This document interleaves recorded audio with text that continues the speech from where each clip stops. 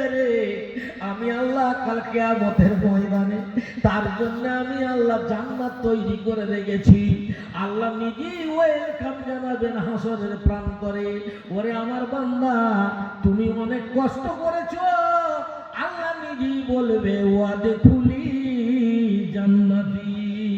হে বান্দা আমার, তুমি ওই জান্নাতের মধ্যে প্রবেশ হয়ে যাও। তো আল্লাহর বান্দাকে টুপি রাখলে মুসলমান, দাড়ি রাখলেই মুসলমান, কলমা পড়লেই মুসলমান, নামাজ পড়লেই মুসলমান, সে কি আল্লাহর বান্দা হবে? না না, অত সোজা কথা নয়। টুপির নাম মুসলমান নয়, দাড়ি রাখলেই মুসলমান নয়, কলমা পড়ে নিলেই মুসলমান নয়। আমার ভাইয়া, আর এই মানে বড় বড় আমার মতো জব্বা পড়লেই মুসলমান নয়। মুসলমান কার নাম জানেন? মুসলমান কাকে বলে আগে ছিল? মুসলমান ওকেই বলে ঘাড় নেহাদান কার, মানে আল্লাহর মোহাব্বতে যে নিজের জান মাল বিক্রি করে দেয়, মানে মোহাব্বতে বাবা, কুরবানি যেটাকে বলা হয়। মুসলমান বললেই মুসলমান হবে না, কলমা পড়ে নিলেই মুসলমান হবে না। যদি কলমা পড়লেই মুসলমান হতো তাহলে বহু গায়ের কমেরা কলমা পড়তে জানে, মুসলমান হয়ে যেত। আর যদি দাড়ি রাখলেই মুসলমান হতো, তা এখনকার মৌলবীদের থেকে কবি রবীন্দ্রনাথ ঠাকুরের বড় বড় দাড়ি হল, তাহলে মুসলমান বলতো। যদি টুপি পরলেই মুসলমান হতো, এ প্যারে মুসলমান, তা গান্ধীজি আগে একটা লম্বা টুপি পরতো, সে বলতো আমি টুপি পরেছি, মুসলমান হয়ে গেছে। এই যে জলসা করছেন এটাও একটা ইবাদত, যারা এই জলসায় চাঁদা দিয়েছেন সেটাও একটা ইবাদত, যারা গরিবদের সেবা করেন সেটাও একটা ইবাদত, যেসব নেতারা দেশের দশের কাজ করে সেটাও একটা ইবাদত। মানে ভালো কাজটাই ইবাদত।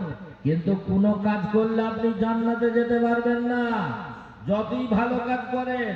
এই ভালো কাজের মধ্যে একটা ইবাদত লুকিয়ে আছে, যার উপরে পৃথিবীতে কোনো ইবাদত নাই, আর সেই ইবাদতটা হচ্ছে নামাজ। নামাজের উপরে কোনো ইবাদত নাই। বাপ মাকে মানুন, কিন্তু বাপ মা যদি বলে নামাজ পড়ো না, তাকে আর মানা যাবে না। প্রিয় মুসলমান, আর নামাজের কথাই কোরআনে নেই। কি মুশকিল কথাবার্তা বলো দিন। আরে নামাজের কথা কোরআনে নেই, পারবে কেউ দেখাতে নামাজের কথা? পারবেন না। নামাজের কথা কোরআনে নেই। নামাজ হচ্ছে ফার্সি ভাষা, কোরআনে আছে সালাতের কথা। জোরে বলুন সুবহানাল্লাহ। আমার ভাইরা, তার নামাজ মানে আমরা জেনে নিই আল্লাহর মুহাব্বতের মতো হওয়া। নামাজে 4টে অক্ষর আছে বাবা, তারও একটা গেহরাই মানে আছে। প্রথম দন্তন্য আছে, ম আছে, ময়া আকার আছে, তারপর বর্গীয় জ আছে। আর ফার্সিতে গেলে নু আছে, মিম আছে, আলিফ আছে, তারপরে যে আছে, 4টে অক্ষর আছে। তার নামাজের একটা শর্ট মানে আছে। কি মানে গো? নূ থেকে নূর আছে। জোরে বলুন সুবহানাল্লাহ। নূ থেকে নূর আছে, মনে রাখবেন। কবে দেখা হবে তা জানি না, এই কথাটা মাথায় রাখবেন, যে নামাজ যাইতেই ভাববেন না। নূ থেকে নূর আছে, তারপরে মিম আছে, নামাজের অক্ষর। তো মিম থেকে মুহাম্মদ আছে সাল্লাল্লাহু আলাইহি ওয়াসাল্লাম, তারপরে আলিফ আছে। তো মুহাম্মাদের পরে আলিফ থেকে আল্লাহ আছে, আর শেষের অক্ষরটা যে। যে থেকে জিয়ারাত, জিয়ারাত মানে দেখা। নবী পাক মেরাজে গিয়েছিলেন, তার জন্য বুরাক এসেছিল, তাকে মেরাজে নিয়ে গিয়েছিলেন। আল্লাহ পাক সেখানে নামাজের হুকুম দিয়েছিলেন। আল্লাহর রাসূল মেরাজ গমন করে আল্লাহকে দেখেছিল। কিন্তু মুসলমানের জন্য বুরাক আসবে না, আমাদের জন্য মেরাজ হবে না।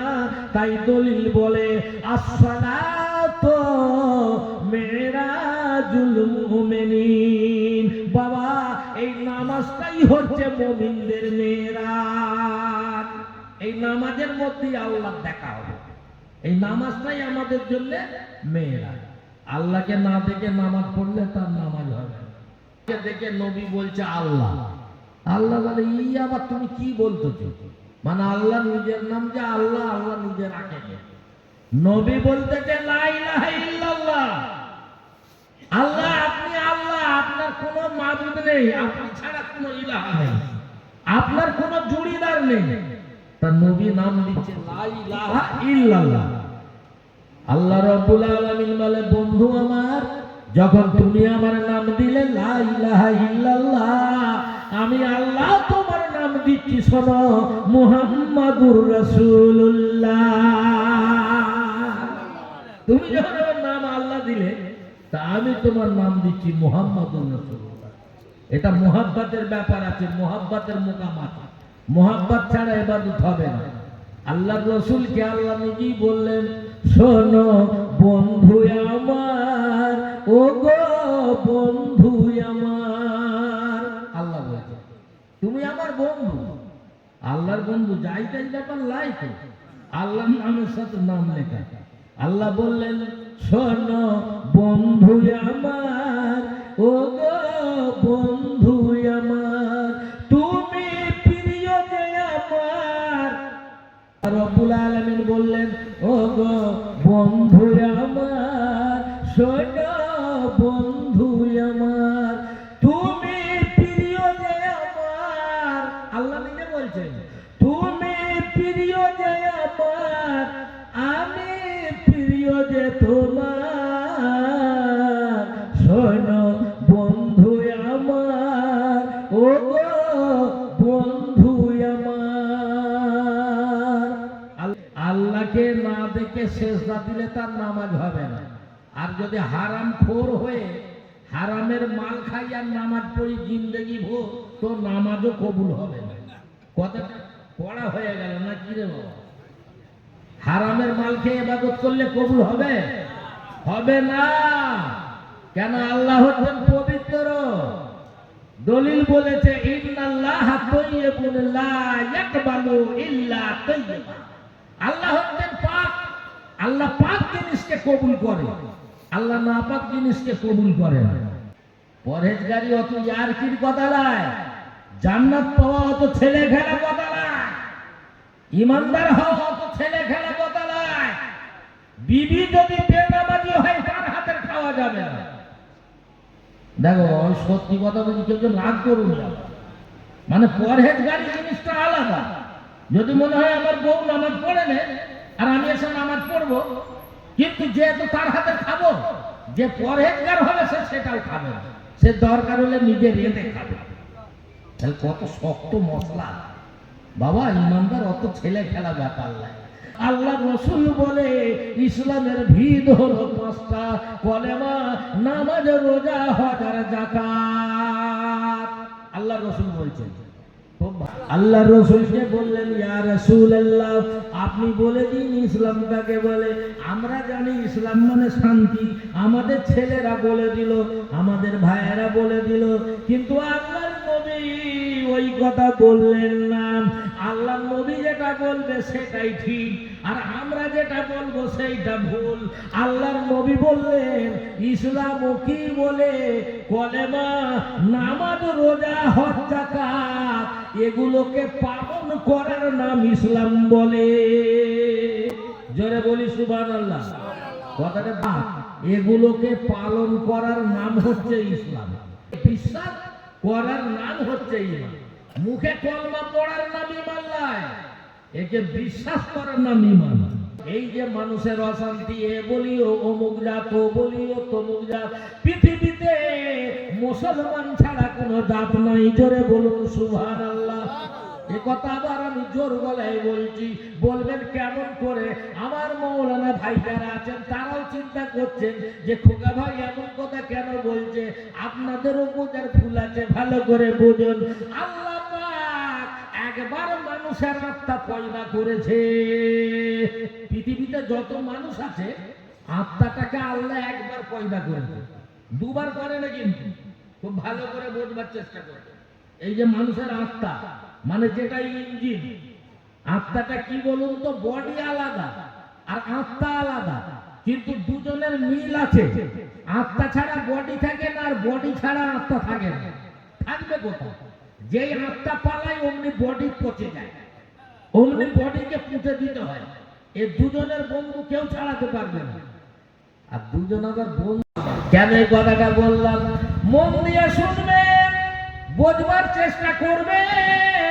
আল্লাহ যখন আত্মা সৃষ্টি করেছিল, আল্লাহ রাব্বুল আলামিন বলল আত্মাদের, ওরে আত্মারা, আমি কি তোমাদের আল্লাহ নয়?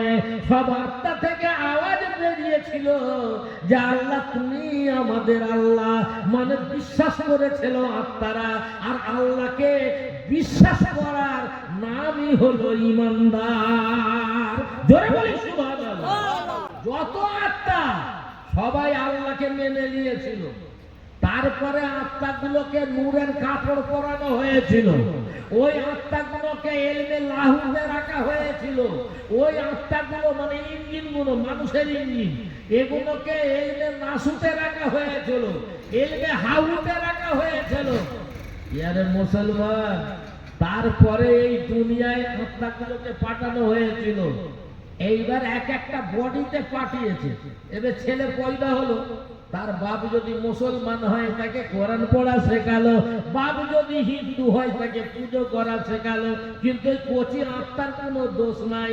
যত আত্মা দুনিয়ায় এসেছে এরা সবাই হলো ইমানদার, সবাই মুসলমান। তার মানে আমরা বানিয়েছি যেমন তেমন হয়েছে। আমরা ঈসা নবীকে মানি নবী বলে, আর ওরা মানে তাকে খোদার বেটা বলে। অথচ খোদার কোনো বেটা হয় না, খোদা কান ছেলে হয় না। ওরা বলে ঈসা নবী খোদার বেটা। এই জন্য আমাদের সাথে মিল নেই। আল্লাহর কোরআন বলছে যে লাম ইয়ালিদ ওয়া লাম ইউলাদ, আল্লাহ কারুর বেটা নয়, আল্লাহর কোনো বেটা নেই। ওয়া লাম ইয়াকুল লাহু কুফুয়ান আহাদ, আল্লাহ তিনি এক, তার কোনো শরীক নেই। আরে কি কলি কালে এলো রে ভাই, মানুষ চেনা যায়। জোরে বলি সুবহানাল্লাহ। বলি আল্লাহ। তাহলে এই চিন্তাটা রাখবেন, এই নামাজকে যেন ছেড়ে দেবেন না। তা আল্লাহ